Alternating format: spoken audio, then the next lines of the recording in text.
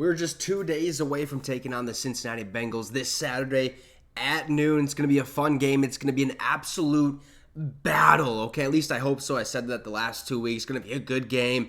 The Bears one was not a good game. The Raiders one, definitely not a good game. I'm hoping for a little bit of a change of script for this one in Cincinnati. I think it's going to be a fun one. Nick Mullen's going to be the starting quarterback going forward. And then also backup quarterback announced today will be Jaron Hall. And then our emergency quarterback is Josh Dobbs. From starter to the third string, okay? That's how bad he's been playing. And plus we have trust in our other guys, or at least more trust at this point in time in the other guys to take hand. But we have got to take a look at the final injury report for the Minnesota Vikings versus the Cincinnati Bengals. Both teams a little bit banged up, the Vikings more so than the Bengals. There's also a couple key pieces that will be missing from the Vikings offense, and it's not good, okay? I don't like it one bit. Our offensive line might need some help, so let's get right into it. Before we do that, subscribe to the channel. It'd be much appreciated. So, the Vikings, who are 7-6 on Thursday, ruled out, or today, they ruled out running back Alexander Mattison, right tackle Brian O'Neill, and receiver Jalen Nailor for Saturday's Week 15 game against the Bengals, who are also 7-6 in Cincinnati. Now, Madison and O'Neill suffered ankle injuries on Sunday at Las Vegas. We've seen Brian O'Neill exit the game. He ended up coming back in towards the end of it. However, they're taking caution right here. They're not going to play him this week. Same with Alexander Mattison. Don't need to tweak it any more than it already is, especially when we might need him for a playoff push or a Super Bowl run, basically, because right now I think we have a good chance of still making the playoffs. It's going to be tough, but we just have to win some ball games, right? So that is what happened with those two. Now, Jalen Nailor, he did enter concussion protocol after a helmet-to-helmet hit. That was not flagged, which is why I had no idea that he was even injured. I seen him out there a couple times, but he hasn't played this whole season, so it really isn't that big of a hit. But he has some speed. He's a burner, but that also means we still have Justin Jefferson, or so we think, right? Now, the Vikings listed receiver Justin Jefferson, who's dealing with a chest injury, and guard Chris Reed, who has an illness, as questionable. Now, Justin Jefferson just yesterday came out and said, look, I'm going to play. I'm good to go. It's just a bruised rib. We're okay to go. All right, so expect Justin Jefferson on the field. Chris Reed, I'm not 100% sure. Everybody's getting sick at this point in time. I mean, Micah Parsons was just sick. He ended up playing in that game, so who knows what's going to happen with Chris Reed, even though he is on our depth chart, third string or second string offensive lineman.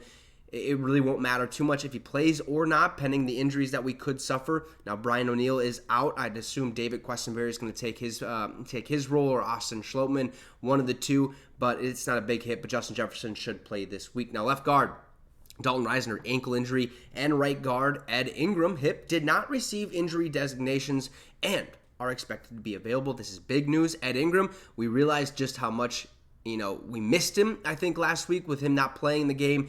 It was very apparent that our right side of the offensive line was not good, all right? Especially when we lose Brian O'Neill, we couldn't run to the right side. It was just too much pressure, so I'm glad to have him back, and also glad that Dalton Risner is A-okay.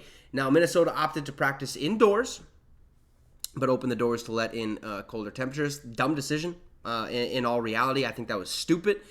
Just because you're going to Cincinnati, you have to play in the elements regardless. Might as well put the boys outside and get them used to it, get them acclimated to it. And I understand it's Minnesota. We already know, how weather can change and how cold it is outside, so we should be accustomed to that. But these players, some of them aren't from Minnesota, so they have to get accustomed to that. Why didn't we practice outdoors? I have no idea.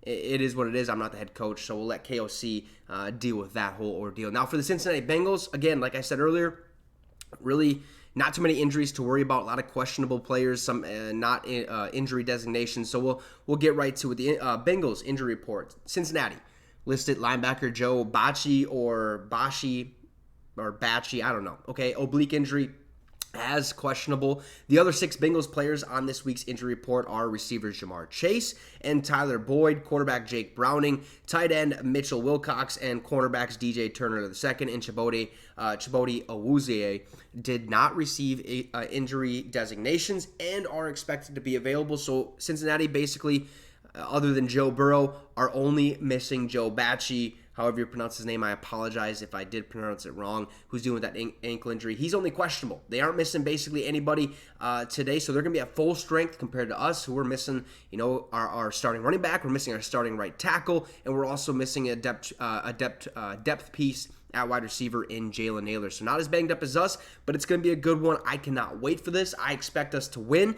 I told somebody today, look, Vikings will win this ball game if we don't turn the ball over.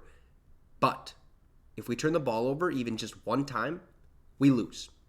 I really do believe that. I think that's very possible, but I think the Vikings don't turn it over this week. I think we have a really good game, and I think it's close. I think this one's going to be a close game, but I do hope that we come out victorious because that is what we need. Because look, we only need to beat the Bengals and the Packers, and then we also need the Lions to lose to the Broncos and the Cowboys, and then all we have to do is beat Detroit one time, and we win the NFC North and host a playoff game. How about them apples, huh? You guys can let me know your thoughts in the comment section below. Drop a like and subscribe to the channel. It would be much, much appreciated. Have a great rest of your night, folks, and Skol Vikes.